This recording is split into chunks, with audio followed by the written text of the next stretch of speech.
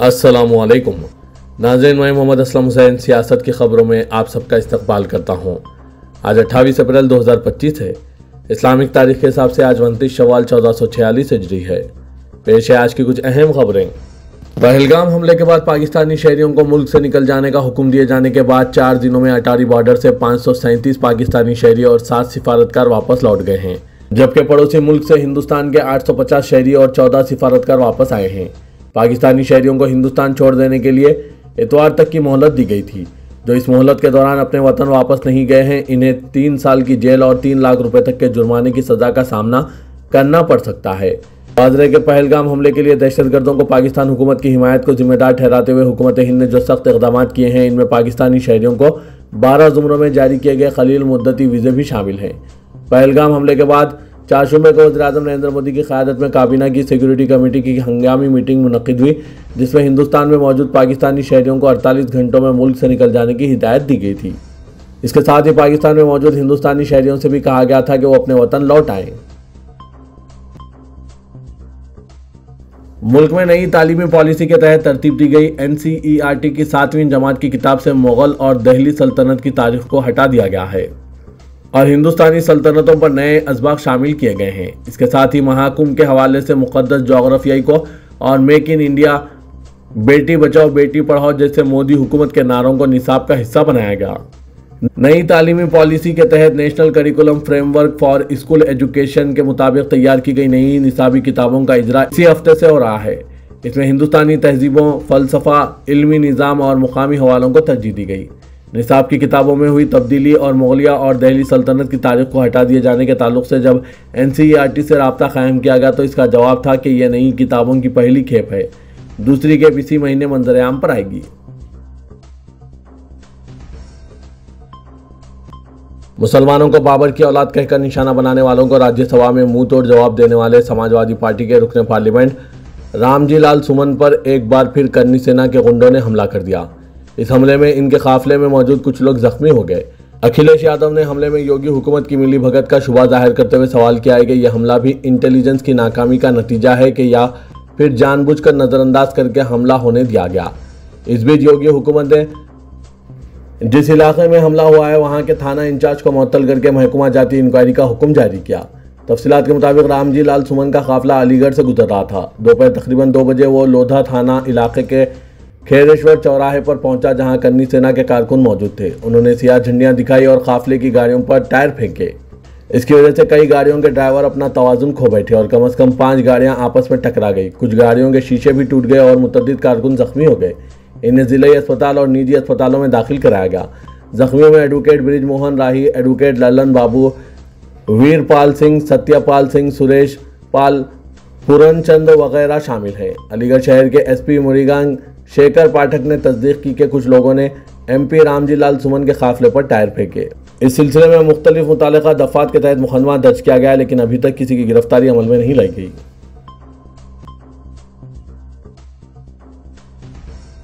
रियासत कर्नाटक के excise minister RB Timmapur ने पहलगाम हमले में दहशतगर्दों की जानिब से मजहब पूछकर मारने के दावों पर सवाल उठाए हैं, जिसकी वजह से वो भगवा खेमे की तनकीदों की जद पर आ गए। मीडिया से गुफ्तगू में उन्होंने खुद अपनी अकल लगाने का मशवरा देते हुए कहा कि जो दहशतगर्द फायरिंग कर रहा होगा वो मजहब या ज़ात कैसे पूछ पाएगा, वो तो लोगों को मारते हुए आगे बढ़ जाएगा। उन्होंने कहा कि अमली तौर पर सोचिए, ये मुमकिन नहीं कि दहशतगर्द पहले रुकेंगे, मजहब पूछेंगे, फिर फायर करेंगे। उन्होंने कहा कि इस मामले को फिरकावाराना रंग देने के लिए साजिश रची जा रही है। यह बात मुल्क का हर बाशऊर अफराद जानता है। भगवा खेमों की जानिब से लोगों को बेवकूफ़ बनाया जा रहा है और जो बेवकूफ़ बन रहे हैं वो इनकी बातों पर यकीन कर रहे हैं, लेकिन सब जानते हैं कि दहशतगर्द फायरिंग के वक्त मजहब नहीं पूछे थे।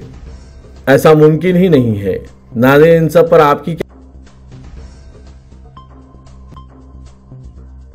जम्मू कश्मीर पहलगाम हमले के बाद शरपसंद भगवा खेमे मुल्क भर में मजहब के नाम पर नफरत फैलाने में मसरूफ़ है, मगर समझदार और बाशऊर अफराद दहशतगर्दों के मंसूबों को नाकाम बनाने में जुट गए हैं। ऐसे वक्त में जबकि दहशतगर्दी के खौफ से सयाह कश्मीर की बुकिंग कैंसिल करवा रहे हैं, हमले के 6ठे दिन मारूफ फिल्म अदाकार और प्रोड्यूसर अतुल कुलकर्णी मुंबई से श्रीनगर और वहां से बराह रास्त पहलगाम पहुंच गए। पहलगाम में मुकामी सहाफ़ियों से गुफ्तगू में उन्होंने अपने इस सफ़र का मकसद बयान करते हुए कहा कि दहशतगर्दों ने पूरे मुल्क से ये कहने की कोशिश की है कि यहाँ मत आइए, तो भाई क्यों ना आए, ये हमारा कश्मीर है, हम तो ज़रूर आएंगे। उन्होंने मज़ीद कहा कि और अगर हम नहीं आएंगे, अपनी बुकिंग कैंसिल करेंगे तो हम दहशतगर्दों को जीतने देंगे, हम ऐसा क्यों होने दें।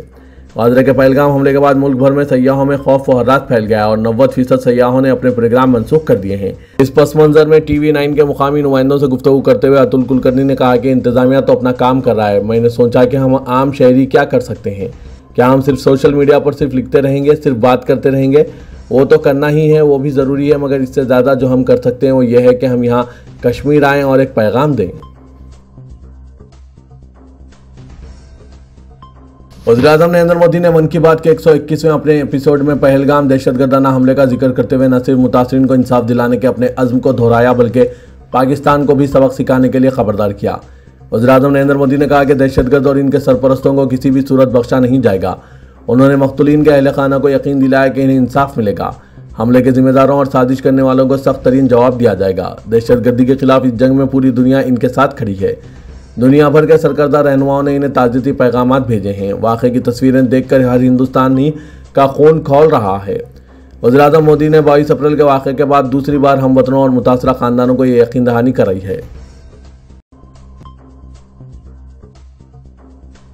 एक तरफ पूरा मुल्क पहलगाम दहशतगर्द हमले के बाद गम व गुस्से में छाया हुआ है, तो दूसरी तरफ भारतीय जनता पार्टी हुक्मरानी वाली रियासतों में गरीब अफराद पर बुलडोज़र कार्रवाई भी उरूज पर है। एक तरफ मासूम हिंदुस्तानियों के कत्लेआम पर पूरा मुल्क गम का इजहार कर रहा है, तो दूसरी तरफ इंतजामिया की जानिब से गरीबों पर अत्याचार का सिलसिला अब भी जारी है।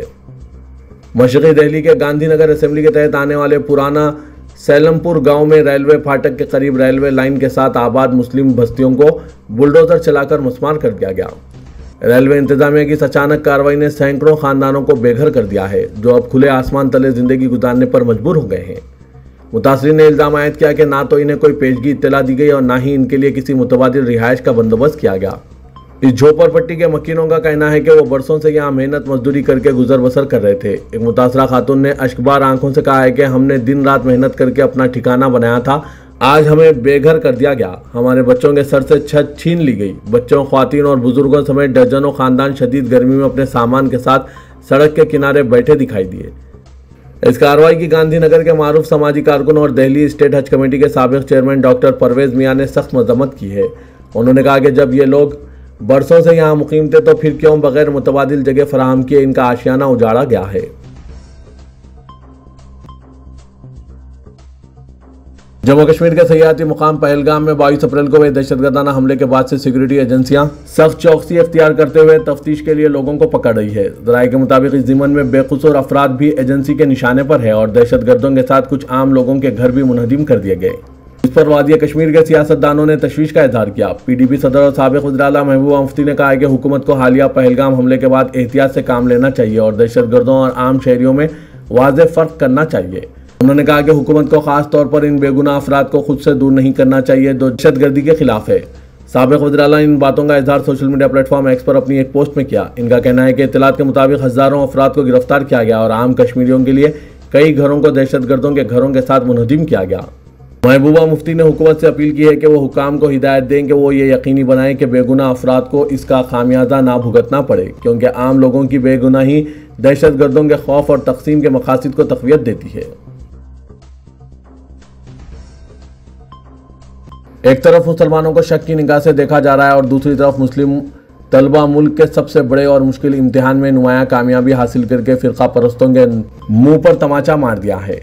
मिली इत्तला के मुताबिक जामिया मिलिया इस्लामिया की रिहायशी कोचिंग एकेडमी RCA से UPSC के सिविल सर्विसेज इम्तिहान 2024 में 32 उम्मीदवारों का इंतखाब किया गया।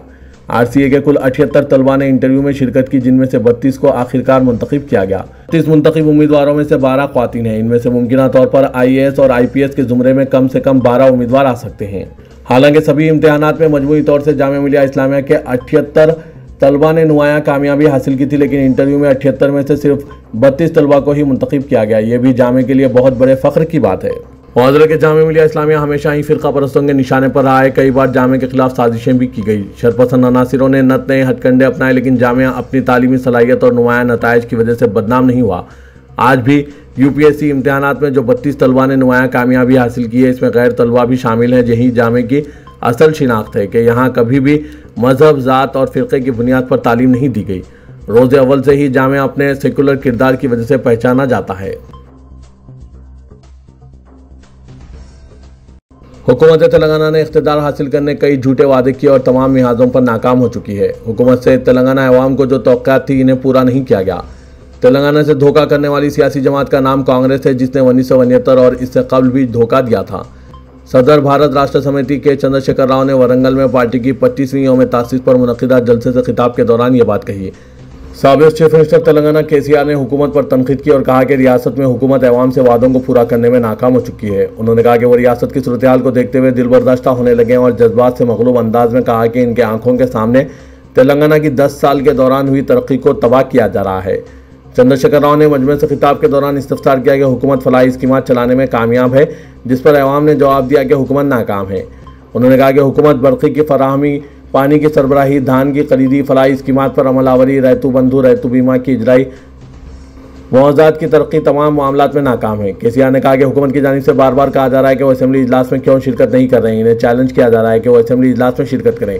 उन्होंने कहा कि आखिर वो असेंबली क्यों आए, क्या हुकूमत के झूठ और लतीफ़े सुनने असेंबली के इजलास में शिरकत करें। चंद्रशेखर राव ने बताया कि मुत्तहिदा आंध्र प्रदेश में डॉक्टर राजशेखर रेड्डी ने गरीब अवाम के लिए आरोग्यश्री स्कीम का आगाज़ किया था, जिसे अलहदा तेलंगाना की तश्कील के बाद टीआरएस इख्तियार में जारी रखा गया और इस स्कीम का नाम तब्दील नहीं किया गया।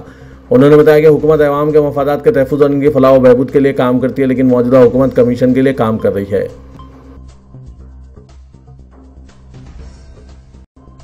भारत समिट के कामयाब इनेकाद से तेलंगाना हुकूमत को आलमी सतह पर तरक्याती व फलाही स्कीमात को शोकेस करने में अहम कामयाबी मिली है।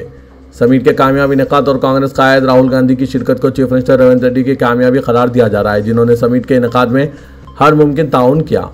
भारत समिट में 100 से ज़ायद ममालिक के 450 से ज़ायद मंदूबीन ने शिरकत की, जिनमें मुख्तलिफ ममालिक के वज़रा, साबिक़ वज़रा, अरकान पार्लियामेंट और सिविल सोसाइटी की शख्सियतें शामिल हैं। चीफ मिनिस्टर रेवंत रेड्डी की ज़ेर क़यादत काबीना ने भारत समिट के कामयाब इनेकाद में अहम रोल अदा किया। कांग्रेस के कई सरकर्दा कायदीन ने समिट में शिरकत की, जिनमें सलमान खुर्शीद, पवन खेड़ा और दिग्विजय सिंह शामिल हैं। ऑल इंडिया कांग्रेस के मुख्तलिफ शोबेजात के कायदीन ने भी समिट में हिस्सा लेकर आलमी अमन, इंसाफ, माहौलियाती तहफ़्फ़ुज़ और दीगर उमूर पर मंदूबीन से तबादला ख्याल किया। 2 रोज़ा भारत समिट के जरिए 100 ममालिक के मंदूबीन को तेलंगाना हुकूमत की तरक्की और फलाही स्कीमात से वाकिफ़ कराया गया और मुख्तलिफ ममालिक को तेलंगाना प्रोजेक्ट्स में सरमायाकारी की दावत दी गई। बताया जा रहा है कि कई ममालिक के मंदूबीन ने तेलंगाना में सरमायाकारी में पेशरफ्त का भरोसा दिलाया। सीनियर आईएएस ओहदेदार के रामकृष्णा राव तेलंगाना के नए चीफ सेक्रेटरी होंगे। महकमा फाइनेंस में स्पेशल चीफ सेक्रेटरी पर फायज 1991 बैच के रामकृष्णा राव श्रीमती शांति कुमारी के जानशीन होंगे, जो 30 अप्रैल को सुबुकदोश हो रही हैं। चीफ सेक्रेटरी के तकर्रुर पर secretary GAD article M Raghunandan Rao ने GORT 513 जारी किया। रामकृष्णा राव को चीफ सेक्रेटरी के ओहदे पर तकर्रुर के साथ स्पेशल चीफ सेक्रेटरी महकमा फाइनेंस की इजाफी जिम्मेदारी दी गई है और आइंदा अहकामात तक वो जायज़ जिम्मेदारी पर बरकरार रहेंगे। पीस टॉक्स कमेटी के कायदीन ने वज़ीर आला तेलंगाना रेवंत रेड्डी से मुलाकात करके इनसे ख्वाहिश की है कि वो मरकज़ को माओ नवाज़ों के साथ बातचीत के लिए आमदा करें। पीस टॉक्स कमेटी के अरकान ने चीफ मिनिस्टर से जुबली हिल्स में वाक़ इनकी रिहाइशगाह पर मुलाकात की और इनसे ख्वाहिश की कि वो मरकज़ को जंगबंदी के लिए आमदा करें और माओ नवाज़ों और मरकज़ी हुकूमत के दरमियान बातचीत के लिए इक़दाम करें। कमेटी के कन्वीनर चंद्र कुमार, प्रोफेसर हरगोपाल, प्रोफेसर अनवर खान, दुर्गा प्रसाद, रविचंद्रन ने इस सिलसिले में चीफ मिनिस्टर को एक याददाश्त पेश की। चीफ मिनिस्टर ने कमेटी के अरकान को बताया कि हुकूमत इस सिलसिले में सीनियर लीडर के जाना रेड्डी से, जिन्होंने माजी में माओ नवाज़ों के मसले पर बातचीत की थी, मशवरा तलब करेंगे।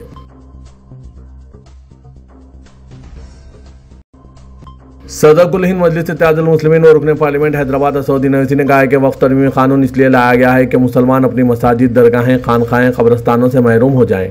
हुकूमत हमारी मजहबी शिनाख्त को ख़त्म करना चाहती है। वज़ीर-ए-आज़म नरेंद्र मोदी को इस सियाह कानून वक्फ को वापस लेना होगा। मुसलमान उस वक्त तक एहतजाज करेगा जब तक यह हुकूमत इस कानून को वापस नहीं लेगी। सदर मजलिस और रुकन पार्लियामेंट हैदराबाद असदुद्दीन ओवैसी ने महाराष्ट्र के परभनी के ईदगाह मैदान में कुल हिंद मुस्लिम पर्सनल लॉ बोर्ड के ज़ेर एहतमाम कानून वक्फ के खिलाफ एक ज़बरदस्त एहतजाजी जलसे से खिताब करते हुए इन ख्यालात का इजहार किया। इस जलसे की सदारत मौलाना खालिद सैफुल्लाह रहमानी, सदर कुल हिंद मुस्लिम पर्सनल लॉ बोर्ड ने की, जबकि महाराष्ट्र और परभनी से ताल्लुक़ रखने वाले मुख्तलिफ मसालिक के उलमा और मशाइख स्टेज पर मौजूद थे, जबकि हज़ारों की तादाद में सामीन इस जलसे में शरीक रही। असदुद्दीन ओवैसी ने कहा कि नए इस्लाम कबूल करने वाले अगर कोई जायदाद वक्फ करें तो कलेक्टर इनसे सवाल करेंगे कि वो 5 साल से इस्लाम पर अमल कर रहे हैं या नहीं।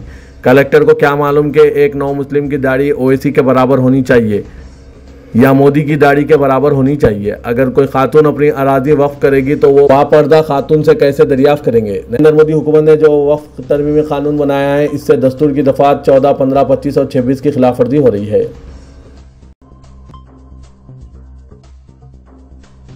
शहरियान हैदराबाद को अब यकम में से राशन की दुकानात से बारीक चावल हासिल होंगे। हुकूमत की जानिब से रियासत भर में यकम अप्रैल से इस मुहिम का आगाज़ करते हुए राशन की दुकानात से बारीक चावल की फराहमी शुरू की गई थी। ताहम हैदराबाद में इदारजात मुकामी से कौंसल की एक नशिस्त पर हुए इंतखाब के पेश नज़र ज़ाब्ता अखलाक नाक के निफाज के सबब रियासती दारुलहुकूमत को इससे मुस्तस्ना रखा गया था। 25 अप्रैल को ज़ाब्ता अखलाक ख़त्म हो गया, जिसके बाद रियासती हुकूमत ने यहाँ भी राशन कार्ड पर बारीक चावल की फराहमी के लिए तैयारियों का आगाज़ मुकम्मिल कर लिया है। हुकाम ने गोदामों से 653 राशन की दुकानों तक बारीक चावल की फराहमी का अमल शुरू कर दिया है। यकम में से राशन कार्ड गिन अफराद इस सहूलत से इस्तेफादा हासिल कर सकते हैं। इस स्कीम के तहत हर फर्द को 6 किलो बारीक चावल फराहम किया जाएगा।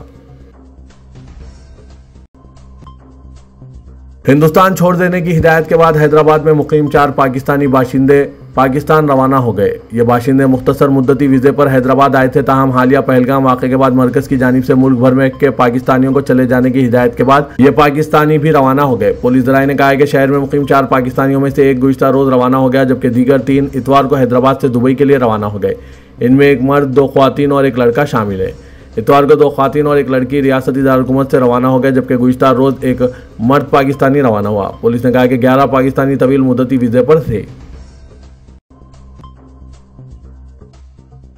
इदारे सियासत के महबूब हुसैन जिगर कैरियर गाइडेंस सेंटर वाक़ दफ्तर सियासत एबिट्स में गरमाई तातीलात में स्कूली तलबा और तालिबात के साथ हर उम्र के अफराद के लिए कंप्यूटर सीखने के लिए कंप्यूटर कोर्सेज का आगाज़ अमल में लाया जा रहा है। कंप्यूटर कोर्सेज में MS office, graphic designing, accounting packages, DTP, AutoCAD, Revit, spoken English की भी तरबियत दी जा रही है। ख्वाहिशमंद उम्मीदवार इस ज़रीन मौके से इस्तेफादा हासिल कर सकते हैं। कोई भी उम्र के अफराद जो कंप्यूटर से वाकिफ़ नहीं है वो कंप्यूटर सीखने के लिए इदारे सियासत से रुजू हो सकते हैं। बिल्कुल नॉमिनल फीसेस के साथ काबिल असातिज़ा की निगरानी में ये कोर्सेज चलाए जा रहे हैं। SSC, इंटर, डिग्री या SSC कम के तलबा और तालिबात और कोई भी उम्र के अफराद इस सुनहरे मौके से इस्तेफादा हासिल कर सकते हैं। मज़ीद तफसीलात के लिए इन फ़ोन नंबरात पर रब्त पैदा किया जा सकता है। फ़ोन नंबर है 9652813994, 9393876978।